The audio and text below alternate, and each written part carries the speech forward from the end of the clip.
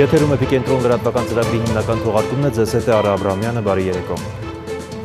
Հունիսի 6-ի ժամը 11-ի դրությամբ Հայաստանում հաստատվել է կորոնավիրուսի 547 նոր դեպք և 207 առողջացած։ Մահացել է 7 մարդ, ամենատարեցը 92 տարեկան, ամենաերիտասարդը 56։ Նրանցից միայն մեկը չի ունեցել ուղեկցող քրոնիկական հիվանդություններ։ Այսպիսով առակակիրների ընդհանուր թիվը հասավ 12364-ի, որոնցից 3720 առողջացած, 190-ը մահվան ելքով։ Բուժում է ստանում 8385 պացիենտ, ընդհանուր առմամբ կատարվել է 66674 տեսթավորում։ Մեր առողջապահական համակարգն այսօր արդեն այնքան ծանրաբեռնված է աշխատում, որ հոսպիտալիզացիայի սպասող հիվանդներին չենք հասցնում տեղավորել հիվանդանոցում։ Երեկոյան հայտարարել է վարչապետը, տեղեկացնելով, որ շուրջ 200 հիվանդ քաղաքացի սպասում է հոսպիտալիզացիայի իր հերթին։ Նիկոլ Փաշինյանի խոսքով բժշկական օգնության ուշացման պատճառով նույնիսկ մահվան դեպք է գրանցվել։ Ըստ կառավարության ղեկավարի, այսօր պարետատան նիստում քննարկվել է տոտալ արգելափակում հայտարարելու որոշումը, բայց այն հավանության չի արժանացել, քանի որ չի բերելու ցանկալի արդյունքների։ Առողջապահական համակարգն այսօր արդեն հոսպիտալիզացիայի սպասող հիվանդներին չի հասցնում տեղավորել հիվանդանոցում։ Շուրջ 200 հիվանդ քաղաքացի սպասում է հոսպիտալիզացիայի իր հերթին։ Արձանագրվել է նաև բուժօգնության ուշացման հետևանքով վրա հասած առաջին մահը։ Ուշացման պատճառը երկակի է։ Հարազատները իրենք մի փոքր ուշացրել են հիվանդի վերաբերյալ ճիշտ տեղեկատվության փոխանցումը առողջապահական համակարգին և տեղեկատվությունը ստացվել է ուշացումով և ռեակցիան էլ եղել է ուշացումով։ Եվս 2 մարդ մահացել է վերակենդանացման բաժանմունքում տեղ չլինելու պատճառով ընդհանուր բաժնում գտնվելու հետևանքով։ Վարչապետի խոսքով այսօր պարետատան նիստում քննարկվել է տոտալ արգելափակում հայտարարելու որոշումը, բայց այն հավանության չի արժանացել, քանի որ չի բերելու ցանկալի արդյունքների։ Քաղաքացիների կողմից իրավիճակի ճիշտ գնահատման պարագայում անվտանգության կանոնները հնարավոր կլիներ պահել նաև առանց կարանտին հայտարարելու, որը չի արվել։ Պետք է արձանագրենք, որ իսկապես հասել ենք կրիտիկական վիճակի և մենք արդեն իսկ քայլում ենք դժոխքի միջով։ Ըստ վարչապետի այժմ քայլեր են ձեռնարկվում մահճակալային ֆոնդը մեծացնելու ուղղությամբ։ Ստեղծված բարդ իրավիճակից դուրս գալ վարչապետի խոսքով հնարավոր է ոչ միայն կանոնները պահելով, այլև հակահամաճարակային շարժմանը մասնակցելու միջոցով։ Հակահամաճարակային տոտալ շարժման կարևորագույն խնդիրներից մեկը պետք է լինի չեզոքացնել հակաքարոզչությունը հակահամաճարակային գործողությունների վերաբերյալ և իրականացնել տոտալ աջակցություն կառավարությանը իր հակահամաճարակային քայլերի մեջ։ Մենք հատել ենք դժոխքի սահմանը, բայց հումանիտար աղետ դեռևս չենք ապրում, եզրափակել է Նիկոլ Փաշինյանը։ Նազելի Ստեփանյան, Էպիկենտրոն։ Երեկ տեղի ունեցել Բարգավաճ Հայաստան կուսակցության քաղաքական խորհրդի հրատապ նիստը, որը վարել է կուսակցության նախագահ Գագիկ Ծառուկյանը։ Նա հայտարարել է, որ երկրում ստեղծված իրավիճակը պարտադրել է այսօր հանդես գալ սթափ գնահատականներով և ներկայացնել ելքեր ժողովրդի առջև ծառացած խնդիրների լուծման վերաբերյալ։ Գագիկ Ծառուկյանն անդրադարձել է տարբեր ոլորտներում կառավարության վարած քաղաքականությանը, արձանագրելով, որ տնտեսության բոլոր ճյուղերը ձախողված են։ ԲՀԿ նախագահը համախմբման կոչով դիմել է Հայաստանի, Սփյուռքի, Արցախի բոլոր կարող և առողջ ուժերին, նշելով, որ պատրաստ է անձամբ հանդիպել քաղաքական բոլոր առողջ ուժերի ներկայացուցիչների, երկրի ապագայով մտահոգ մտավորականների, գործիչների հետ քննարկելու երկիրը այս իրավիճակից դուրս բերելու իրատեսական ծրագրերը։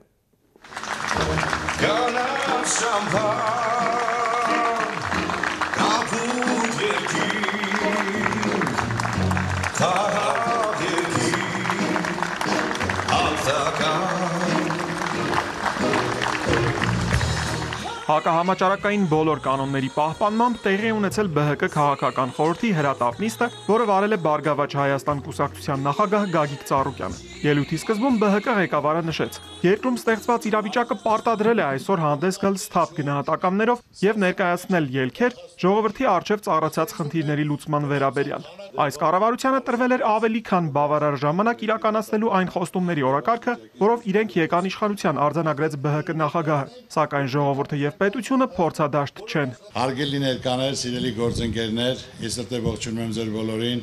եւ այսօր քաղաքորթի հրատապ նիստի նպատակը այսօր մեր երկրում տիրող ստեղծված իրավիճակն է, որ մենք պարտադրված ենք պարզապես լիարժեք տալու մեր գնահատականը եւ այս վիճակից դուրս գալու ուղղությունները։ Այսօր բոլորդ գիտեք, որ հնարավորություն է տրված կառավարությանը լիարժեք ժամանակ, որ իրենք կարողանային ժողովրդի սպասելիքները իրականացնեին, այսինքն իրենց խոստումները ինչ որ տվել էին ժողովրդին եւ ինչի հիման վրա որ փոխվեց, փոփոխություն կատարվեց, իրանք իշխանություն դառան, իրենց խոստումները կար ժամանակ, որ դա իրականություն դարձնեին։ Եվ իհարկե մենք նույնպես աջակից ենք եղել այդ փոփոխություններին, որ կարողանանք դա իրականություն դարձնել։ Եվ իհարկե ժողովրդի սպասելիքը դա հնարավորություն կար, դա իրականություն դարձնել։ Բայց երբ որ ստեղծվեց իրենց կառուցվածքը, կազմը, ծրագիրը, եւ դա ասում եմ ոչ թե հիմա եմ ես ասում, այլ լիարժեք 1 տարի առաջ կարող եք նայել, ես այսօր ինչ որ ասում եմ բոլորը հիմնավորած, փաստացի, որ լիարժեք այդ կազմը տեսնելով կառուցվածքը, ես ասացի, որ այս կազմով, այս կառուցվածքով հնարավոր չի այդ սպասելիքները, այդ խոստումները իրականացնել։ Հիմնական խնդիրը, որ այդ կառուցված կազմի մեջ կան մարդիկ պատասխանատուներ, կառավարիչներ, ոլորտի ղեկավարներ, որ իրենք իրական կյանքում քարը քարին չեն դրել, ոչ մի ոլորտ չեն ղեկավարել, կար փորձի պակաս եւ լիարժեք դա արդեն հասկանալի էր, որ դա իրականություն չէր դառնա։ Կարող եք նայել, ես ասեմ այսօր ինչ խոսեմ, դա փաստացի ասված է ոչ թե հիմա, այլ դա 1 տարի, տարուկես առաջ, որ ժողովուրդը փորձադաշտ չի, պետությունը փորձադաշտ չէ, այլ հիմնական, որ պետք է լինեն փորձառու, պրոֆեսիոնալ, արդյունք ցույց տված մարդիկ, եւ դա կապ չունի կուսակցական պատկանելությունը կամ իրար հետ քայլելու խնդիր չկա։ Կա խնդիր, կա պրոբլեմ, ժողովրդի սպասելիք, կա խոստումներ, որ ժողովուրդը անապել սպասում է այդ իրականացմանը։ Եվ ես այն ժամանակ ասել եմ, որ այս կազմով, այս կառուցվածքով անհնար է այդ սպասումները իրականացնել, եթե ուզում են իրականացնել, պետք է 97%-ին փոխեն։ Ելեւի բոլորդ էլ հիշում եք։ Բայց այսօր տեսնելով այս ասենք թե ձախողումները, լիարժեք արդեն կարող եմ ասել ոչ թե 97, 100%-ը պետք է փոխվի, որտեղ բոլոր իրաց աշխատանքով, արդյունքով բոլոր ոլորտները ձախողված են։ Իհարկե իմ համար հաճելի չի այսօր այս թեմայով խոսել, ավելի լավ կրել այս թեմայով խոսել, ասել, այո, որ խոստումներ իրականացրել են, կա տնտեսական հեղափոխություն եղել, ներդրումներ է եղել, բայց ոչ մի բան ասենք թե այսօր մենք տեսնելով, որ բոլոր ոլորտները ձախողման եզրին կանգնած են եղել։ Տնտեսության բոլոր ճյուղերը ձախողված են, հայտարարեց Գագիկ Ծառուկյանը, ներկայացնելով իր դիրքորոշումը ոլորտ առ ոլորտ։ Խոստացված տնտեսական հեղափոխությունն ըստ Ծառուկյանի այդպես էլ իրականություն չդարձավ, եւ դրա ապացույցը այսօրվա ճգնաժամային իրավիճակում տնտեսության դիմադրողականության զրոյական մակարդակն է։ Հայտարարել են տնտեսական հեղափոխություն, որ դա անհրաժեշտություն կար, այո, փոփոխություն էր եղել, հեղափոխություն եղել, դրա համար անհրաժեշտ էր տնտեսական հեղափոխություն անել։ Բոլորն էլ ասենք տնտեսագետներ կամ ժողովուրդը գիտեն, տնտեսական հեղափոխություն անելու համար միայն խոսքերը չեն, այլ լիարժեք պետք է ծրագրեր լիներ, ֆինանսավորում լինի բոլոր ոլորտներին, հնարավորություն տրվի, որ մարդիկ կարողան ներդրումներ կատարել ըստ ոլորտների, ըստ զարգացման, ըստ արտադրության, ըստ մշակման, ըստ արտահանման, ըստ սպառման, բայց միայն խոսքերով իհարկե տնտեսական հեղափոխություն չէր կարող լինել եւ այդ հայտարարությունից հետո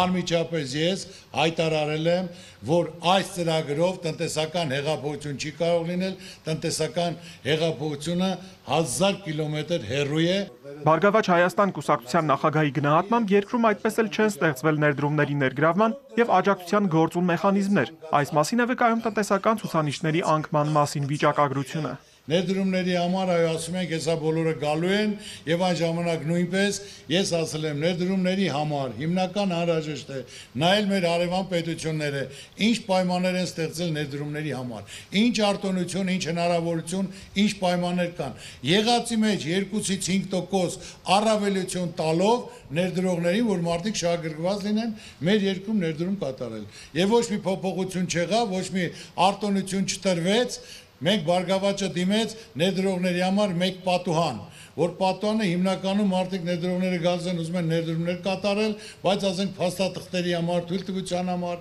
նախարարություն, վարչություն, գյուղապետարան, մարզպետարան, դա տևում է տարի ու կես պետք է հիմնական մեկ պատանը բացվեր, մարդիկ փաստաթղթերը ներկայացնեն, որ մեկ ամիս, 2 ամսվա ընթացքում բոլոր աշխատանքները կատարեն, մարդը լիարժեք եկել է տվյալ ոլորտի համար, զարգացման համար փող է ներդնում, որ այդքան աշխատատեղ է բացվելու, այդքան հարկեր է տրվելու, այդքան արտադրանք է լինելու։ Բացի դա ներդրողը այն երկիր է գնում ներդնում, որ այդ երկրում լիարժեք կա քաղաքական կայունություն, ոչ թե հայտարարեն փռեմ, ծեփեմ, պոլին, պատին, եւ որ փողատեր մարդը ասեք թե լիարժեք կգա այդ երկրում գումար կդնի։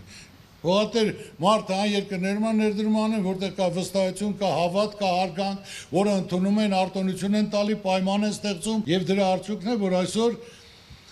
18 թվականի համար 19 թվականը դեպի համաճարակել չկար 2.5 անգամ ներդրումները արդեն պակասել էին։ Դա այդ ուղղությամբ պետք է մտածվել, քայլեր ձեռնարկեն, որտեղ այսօր ամեն օրը վնաս է պետության եւ ժողովրդի համար, որ պետք է քայլեր ձեռնարկվեր եւ քայլեր կատարել։ Ժողովրդի մեծամասնությունը գտնվում է վարկերի բեռի տակ։ Մեր գյուղաբնակ հայրենակիցներն էլ շարունակում են գտնվել ծայրահեղ աղքատության մեջ, նշեց Գագիկ Ծառուկյանը, ընդգծելով, որ այս փուլում պարզապես անհրաժեշտ է վարկերի տոկոսների համաներում իրականացնել։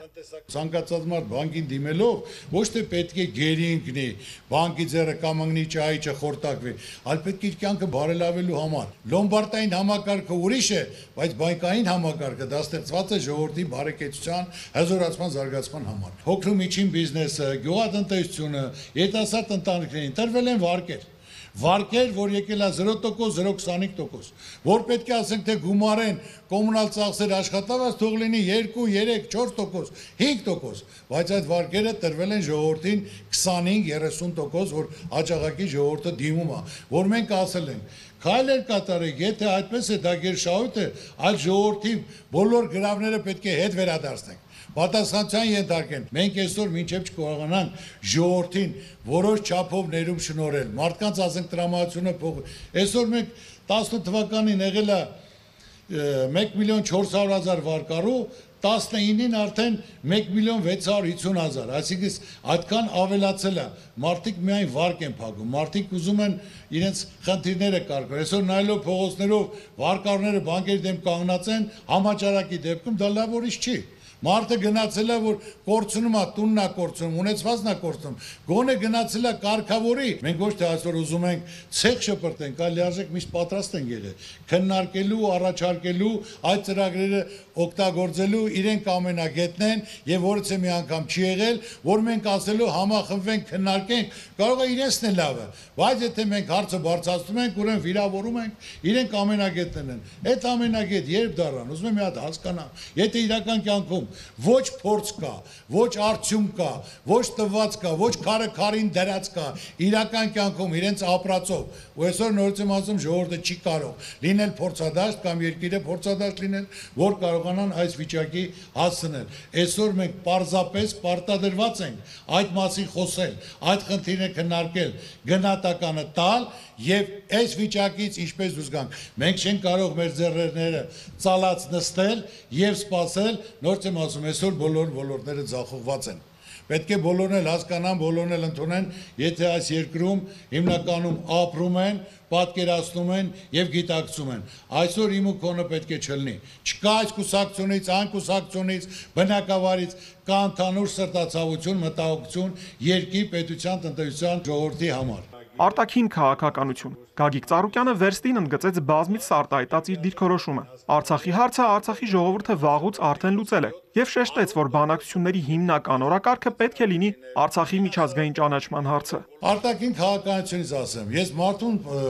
տված ուրիկ պետք է տաղատ լինի, որ կարող է տարիների ընթացքում ստեղծված այդ հարաբերությունը, դա կլինի տնտեսական, սոցիալական, քաղաքական, ռազմական, այդ ստեղծած հարաբերությունները այսպես սրացնել, այսպեսի երբեք չի եղել։ Այսօրվա ամենակարևորագույն խնդիրը Արցախի խնդիրն է, որ ես 100 անգամ ասել եմ, Արցախի ժողովուրդը իրենց անկախության խնդիրը լուծել են այս 30 տարի, միայն պետք է միջազգային ճանաչում։ Ցանկացած բանակցության հիմքում, ցանկացած կոնսուլտացիայի հիմքում, որ պետք է լինի, հիմնակարը պետք է լինի, փաստը պետք է լինի Արցախի անկախության միջազգային ճանաչումը։ Նոր դրա հիման վրա կարելի է ցանկացած խնդիր դա ժամանակավոր կլինի, հատվածային կլինի, չգիտեմ ոնց կարելի է նոր դրա շուրջ կառուցել, այդ խնդիրին լուծում տալ։ Գագիկ Ծառուկյանի ելույթի մի զգալի մասը նվիրված էր կառավարության ձախողված քաղաքականությանը ընդդեմ համավարակի։ ԲՀԿ նախագահը դեռ Գարնան առաջին օրերին էր ազգային ժողովում հայտարարել, թե ինչ պետք է անել համավարակի դեմն առնելու եւ տարածման շղթան կոտրելու համար։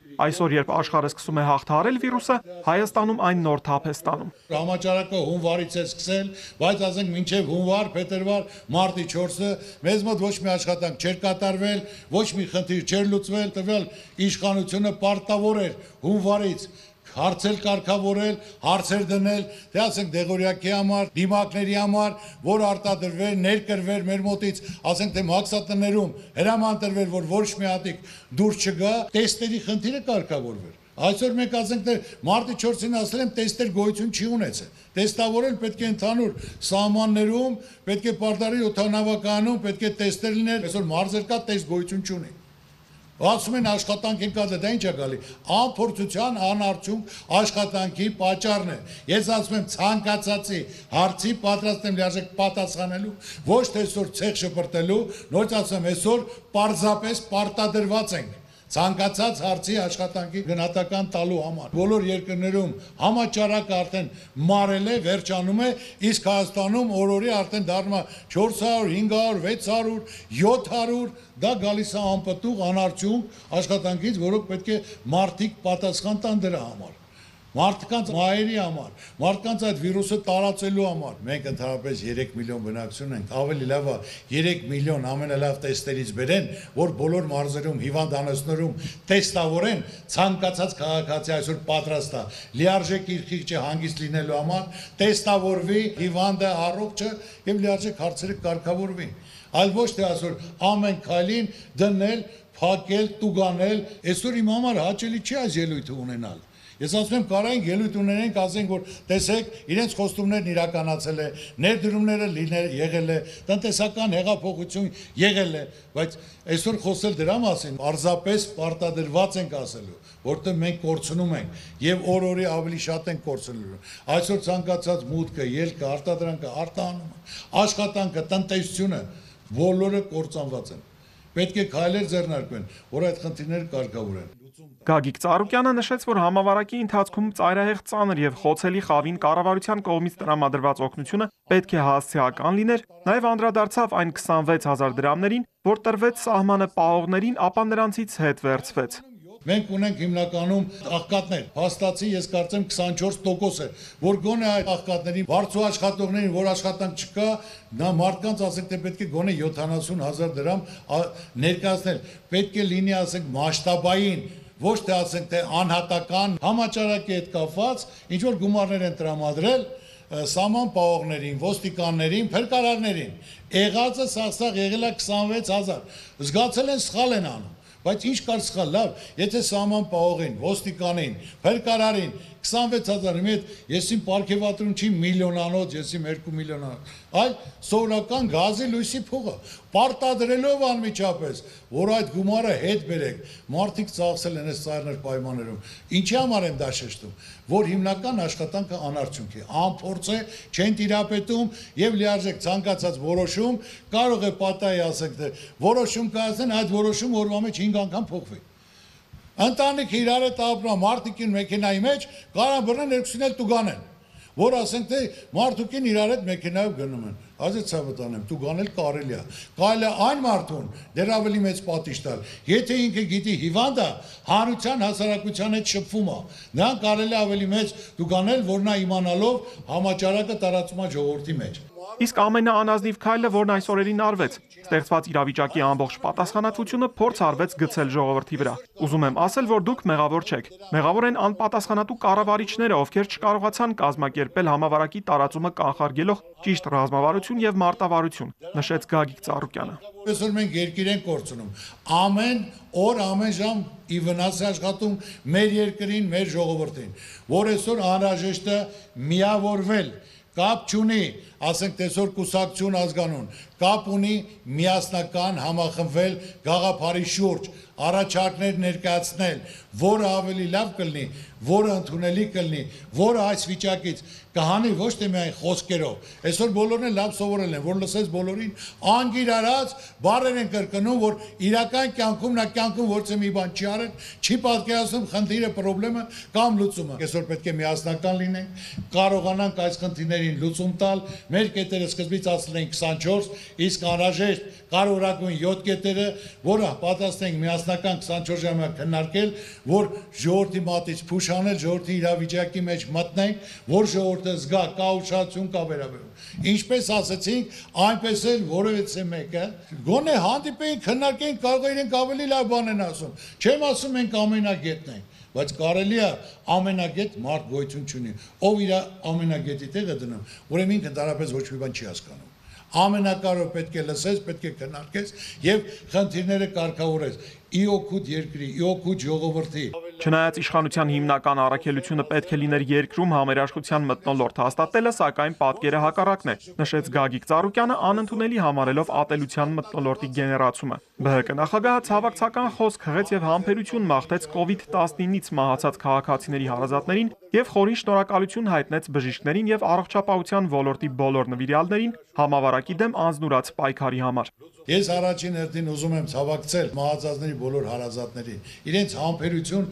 ցանկանալ։ Ամենակարևորը եւ բժիշկներին, ովքեր որ լիարժեք գիշեր ցերեկ աշխատում են կյանք փրկելու համար, շնորհակալություն իրենց բոլորին։ Եվ այն բոլոր հիվանդներին ցանկանում եմ շուտապույտ առողջություն, որ արժանան գնան իրենց ընտանիքների կողքը կանգնեն։ Գագիկ Ծառուկյանը համախմբան կոչով դիմեց Հայաստանի, Սփյուռքի, Արցախի բոլոր կարող եւ առողջ ուժերին, նշելով, որ պատրաստ է անձամբ հանդիպել բոլոր առողջ քաղաքական ուժերի ներկայացուցիչների, երկրի ապագայով մտահոգ բոլոր մտավորականների, գործիչների հետ քննարկելու երկիրն այս իրավիճակից դուրս բերելու իրատեսական ծրագրերը։ Ծառուկյանը հատուկ ընդգծեց. մեր կողքին չի լինելու որևէ մեկը, ով ընդունելի չէ ժողովրդի կողմից։ Ես համոզված եմ, որ կառավարությունը իր մեջ կքննարկի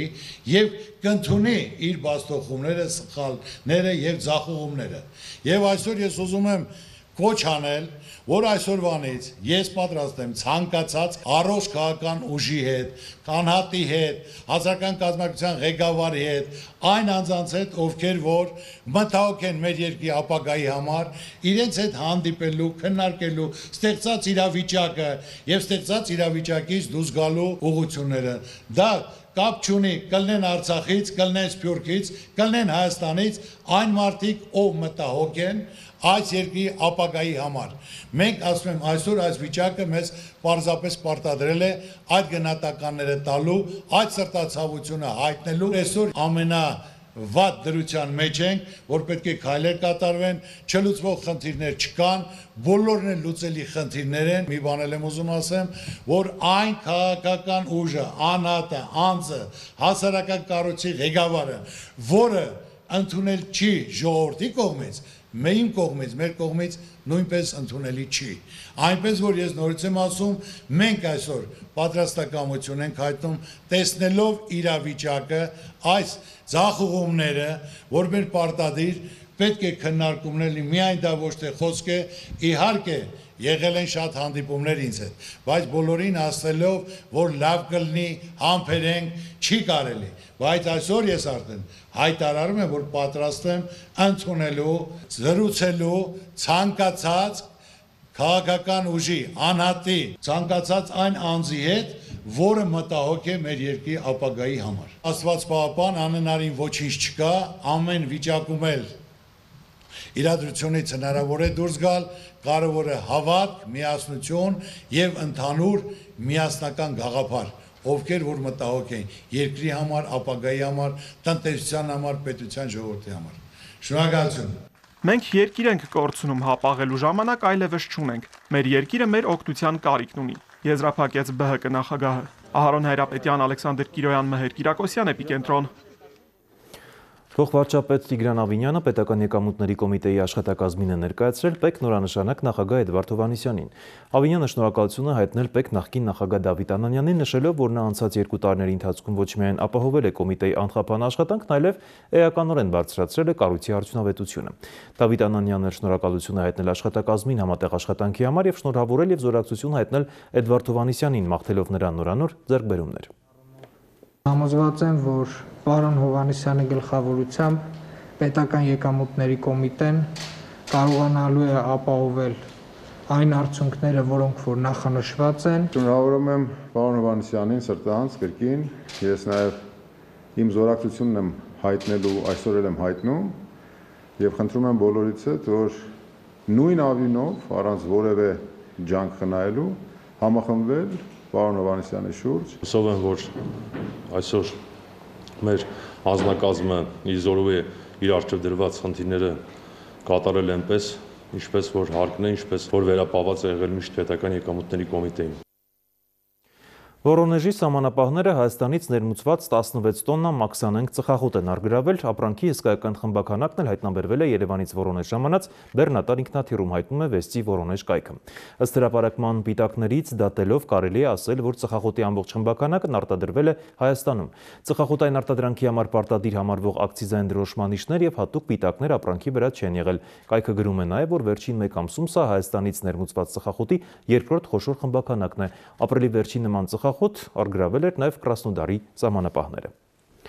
Արցախի առողջապահության նախարարությունը հայտնում է, որ կորոնավիրուսի վարակը հաստատվել է ևս 2 քաղաքացու մոտ, որոնք Ստեփանակերտի բնակիչներ են։ Վարակակիներից մեկը ռիսկային խմբում է 71 տարեկան, ավելի քան 10 տարի թոքերի քրոնիկ հիվանդություն ունի եւ վերջերս է վերադարձել Հայաստանից։ Հիվանդի վիճակը բժիշկները գնահատում են ծանր։ Նա միացված է թթվածնի սարքին։ Կորոնավիրուսով վարակված մյուս քաղաքացին մեկուսացված է եւ նրա առողջական վիճակն ըստ բժիշկների գնահատվում է բավարար։ Ընդհանուր առմամբ Արցախում կորոնավիրուսային վարակը հաստատվել է 59 քաղաքացու մոտ, որից 31-ն արդեն ապաքինվել են, մեկուսացված է 73 քաղաքացի, թեստավորումների քանակն էլ 1131 է։ Այսօր պարետի որոշմամբ կարգելափակվեն ելքերն ու մուտքերը Գեղարքունիքի մարզի Ձորագյուղ համայնքից, հայտնել է վարչապետը։ Պատճառն այն է, որ գյուղացիներից մեկը Ձորագյուղից գնացել է Գողթ գյուղ թաղման, 3-4 օր անց թաղման է մասնակցել իրենց գյուղում, ինչի արդյունքում Ձորագյուղում արդեն կա կորոնավիրուսի 63 դեպք, այս 63-ից մի քաղաքացի թաղման է մասնակցել Ծովասար գյուղում։ Նման դեպք ավելի վաղ գրանցվել էր նաև Դդմաշենում։ Սահմանափակումները Ձորագյուղ համայնքի մուտքի ու ելքի համար գործելու են 2 շաբաթ շարունակ մինչև հունիսի 20-ը ժամը 23:59։ Այսօրվանից կսկսի գործել կորոնավիրուսային հիվանդության կասկածով պացիենտների ևս մի տրիաժ, ընդունման, ախտորոշման եւ տեղափոխման կենտրոն Արևածքաբանության ազգային կենտրոնի բազայի վրա։ Մինչ այս պահը նման գործառույթ իրականացնում էր միայն Նորքի ինֆեկցիոն հիվանդանոցը, հայտնել է առողջապահության նախարարը։ Նոր կենտրոնը այս պահին ունի 65 մահճակալ եւ ևս 9 վերակենդանացման մահճակալ։ Մի քանի օրվա մեջ կավելանա ևս 58 մահճակալ, ընդհանուր կունենանք հավելյալ 132 մահճակալ այս խնդրի լուծման համար։ Արսեն Թորոսյանը շեշտել է, որ կենտրոնը ամբուլատոր սպասարկում չի իրականացնելու, այլ առաջնորդվելու է տրիաժի հատուկ ընթացակարգերով, որոնց հիման վրա Երևանի շտապօգնությունը պացիենտները տեղափոխելու կենտրոն։ Սննդամթերքի անվտանգության տեսչական մարմինը շարունակում է պարետի որոշումների կատարման նկատմամբ վերահսկողությունը հանրային սննդի օբյեկտներում։ Այսօր ևս տեղի են ունեցել լայնածավալ ստուգայցեր։ Խախտումների պատճառով վերջին ամսում կասեցվել է հանրային սննդի 300 օբյեկտի աշխատանքը։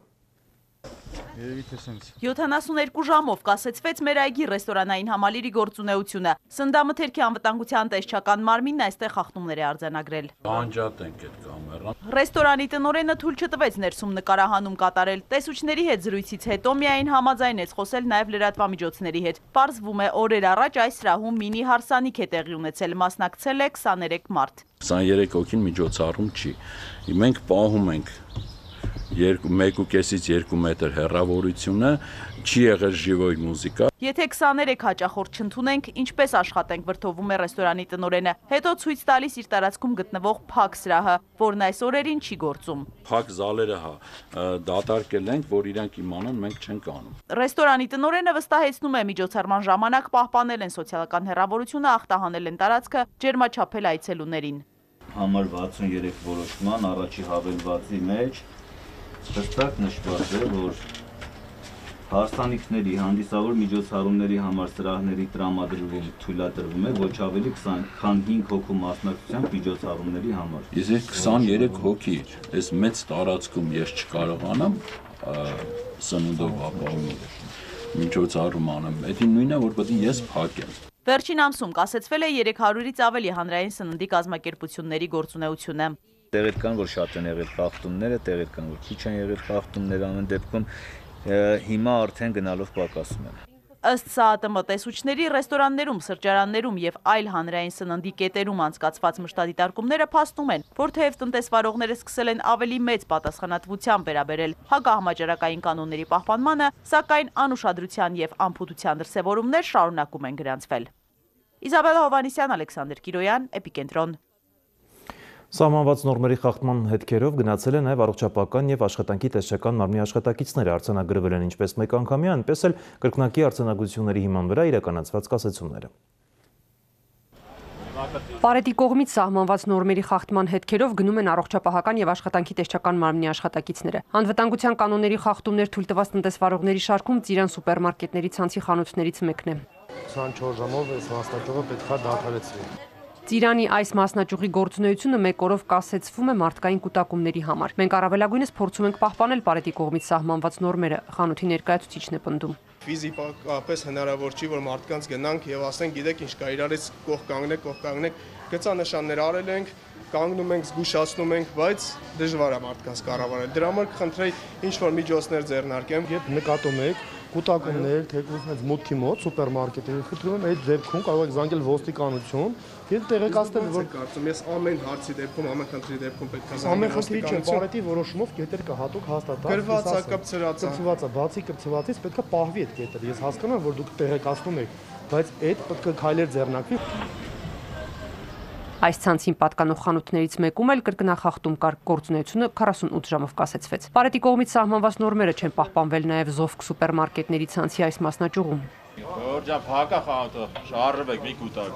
Խանութի գործունեությունը 24 ժամով կասեցվում է, ներկայացուցիչը տեղեկանում է, ստորագրում համապատասխան փաստաթուղթը։ Այստեղ եղել է ջերմաչափման գործընթացի խախտումներ եւ չորացման համար համապատասխան միջոցներ չի եղել, իրազեկվել են տնտեսվարող սուբյեկտները դրա մասին, արձանագրություն է կազմվել, արդյունքները ուղարկվել է Պարետատուն, Պարետը որոշում է կայացրել, որ 24 ժամով պետք է կասեցվի գործունեությունը։ Առողջապահական եւ աշխատանքի տեսչական մարմնի աշխատակիցների հաջորդ կանգառը հագուստի խանութում էր King Clothes։ Այստեղ եւս արձանագրվել են անվտանգության կանոնների խախտումներ։ Ջերմաչափի հարցն է եղել, որ անհատական չի եղել։ Եղել է ախտահանման գործընթացի խախտում, այսինքն երկու անգամ ախտահանման գործընթաց։ Այսինքն 15 րոպե մեկ անգամ ախտահանում ենք անում։ Ջերմաչափումն էլ ուղղակի երկու հատ մեկն է եղել, սպիրտով մաքրել ենք, հաջորդը, ահա, դա եղել է։ Ամեն դեպքում դրանք են խախտումները։ Ցավալի է, որ մենք այս վիճակում աշխատում ենք, փորձում ենք պահպանել ու այսօր մեկ հոգի չի մտել խանութ։ Ուղղակի ուզում ենք ինչ-որ մի բանով մենք էլ մեր երկրի համար լավ բան արած լինել։ Խախտումները վերացրեք, 24 ժամ հետո կարող եք անցնել աշխատանքի, տեղեկացնում են տեսչական մարմնի աշխատակիցները։ Դիտարկումները փաստում են, որ վերջին շրջանում տնտեսվարողներն ավելի զգուշավոր են եւ անվտանգության նորմերի պահպանմանն առավել բարեխղճորեն են մոտենում, սակայն հիմնական խնդիրը դա գծանշումներն ու մարդկային կուտակումներ են, որը հանդիսանում է ոչ պակաս խնդրեմ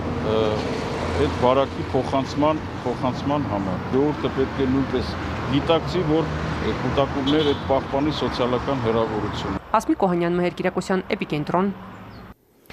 Արդեն 3 օր է Պարետի որոշման բացօթյա տարածքներում դիմակրել է պարտադիրը, երեկել այդ կարգը խախտելու համար ոստիկանությունը քաղաքացու էր վերման ենթարկել, զգաստացրել է այսօր քաղաքացիներին երեկվա աղմուկառույց միջադեպը։ Էպիկենտրոնի շրջայցը քաղաքում պարզել է, որ շատերը ոչ միայն չեն կրում դիմակ, այլև երբեմն ձևացնում են, թե չգիտեն, որ նման որոշում կա։ Ոմանք էլ պնդում են, որ պատրաստ են ձերբակալվել, բայց դիմակ չկրել։ Ինչի՞ չեք դնում դիմակ։ Երբ տարածքում ոստիկան չկա, բայց կա լրատվամիջոց, Պարետի որոշումը միանգամից քաղաքացիների միտն է ընկնում։ Հենց տեսնում են, նկարում ենք, միանգամից քիթ բերան փակում են։ Ովքեր էլ չեն հասցնում, 1000 ու մի պատճառաբանություն են բերում կամ լուռ հեռանում։ Ունես դիմակ։ Չունեմ տոքով։ Ալիս քեզ դիմակ կում, անի։ Սա պարոն գնդապետ։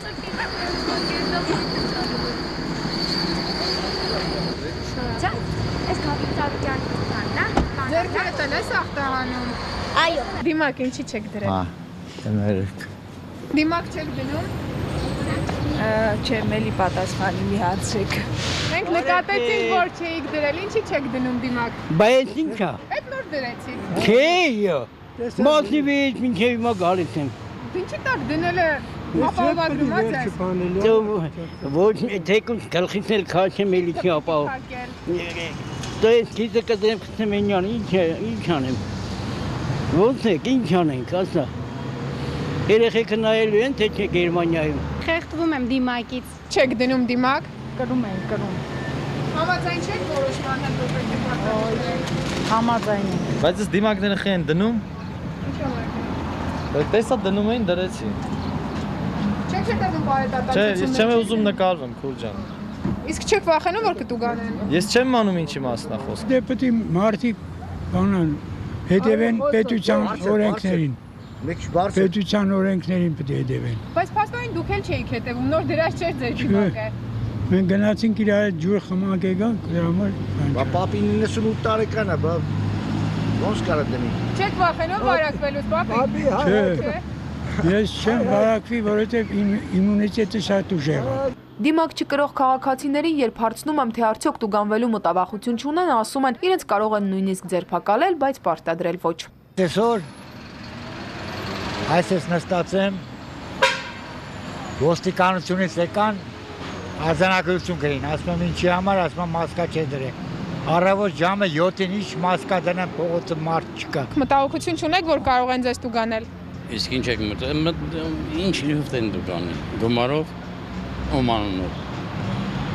ոմանունով պետք է տուգանել։ Չեք ներկայանալու, անձնագիր չեք ներկայացնելու։ Ես անձնագիր չունեմ, որ ներկայացնեմ։ Հայաստանի քաղաքացիայում իմաստել չեմ գտնում, որ ներկայացնեմ։ Թող տանեն բաժանում, եթե պիտի նստացնեն, թող նստացնեն, ինչ ասեմ։ Ինչ եք կարծում, վիրուսը դիմակի անցքերից մեծ է, մեքենայի չափը որ դեմ առնում։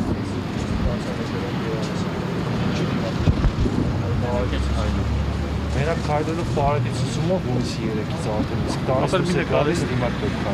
Մենք էլ նկատեցինք, որ դիմակ չեք դրել, ինչու համար չեք դնում։ Ես պետք է տեղյակ պահեմ իմ վերադասին, սպասեք հարգելի քաղաքացի։ Որովհետև ես որ մտնում եմ թափ տարածքները տեղ եմ դնում դիմակը, որտեղ սրտի հիվանդ եմ, սրտի օպերացիա եմ տարել։ Ինձ մաքուր ու թափել։ Ինչի դիմակով չեք։ Այս պահին երեխայի հետ ուղղակի բան էի խոսում։ Իսկ տեղյակ չեք, որ պարետի որոշում նույնիսկ բացօթյա տարածքներում պիտի դիմակ դրել։ Իհարկե տեղյակ եմ։ Մեղավոր եմ այս պահին։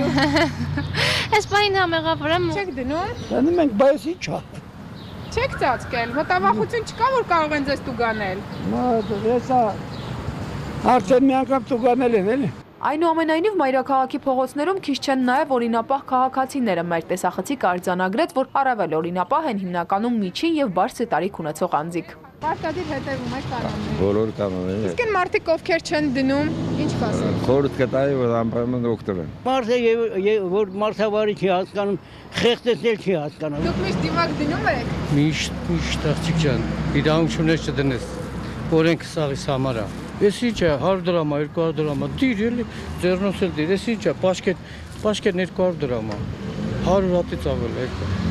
Դրեք մաքուր ախպեր, լավա որ մերում են։ Հասցրեցինք ֆիքսել իրավիճակը նաև ավտոմեքենաների մեջ, մեկից ավելի երթևեկողներից ոմանք դիմակներ չունեին, տեսախցիկը նկատելուն պես պատուհանը բարձրացնում էին։ Աիդա Կարապետյան, Էպիկենտրոն։ Հայաստանում կորոնավիրուսի դեմ պայքարը տնտեսության կործանման պատճառ դարձավ, հայտարարել է առաջատար տեխնոլոգիաների ձեռնարկությունների միության գործադիր տնօրեն Կարեն Վարդանյանը։ Նրա խոսքով արտակարգությունը մեծ ազդեցություն է ունեցել հատկապես մանր ու միջին բիզնեսի վրա, որոնք ֆինանսական մեծ կորուստներ են գրանցել։ Հայաստանում կորոնավիրուսի դեմ պայքարը ոչ միայն արդյունք չտվեց, այլև տնտեսության կործանման պատճառ դարձավ, ասում է առաջատար տեխնոլոգիաների ձեռնարկությունների միության գործադիր տնօրեն Կարեն Վարդանյանը։ Նա վկայակոչում է Բելարուսի օրինակը, որտեղ պայքարն ընթացել է այսպես կոչված իմունիզացիայի ճանապարհով։ Մեր մոտ հակառակը, այսինքն փակվեցին, մարդիկ շարունակեցին նույն ձևով վարակվել, հետո պարզվեց, որ այդ կարանտինը անիմաստ էր, որովհետև վարակի տեմպերը գնում էին նույն ձևով, ինչպես եթե կարանտին չլներ, բայց մենք կործանեցինք մեր տնտեսությունը։ Ըստ Կարեն Վարդանյանի համավարակը մեծ ազդեցություն ունեցավ հատկապես մանր ու միջին բիզնեսի վրա, որոնք ֆինանսական մեծ կորուստներ գրանցեցին։ Ստեղծվեց պայման, որպեսզի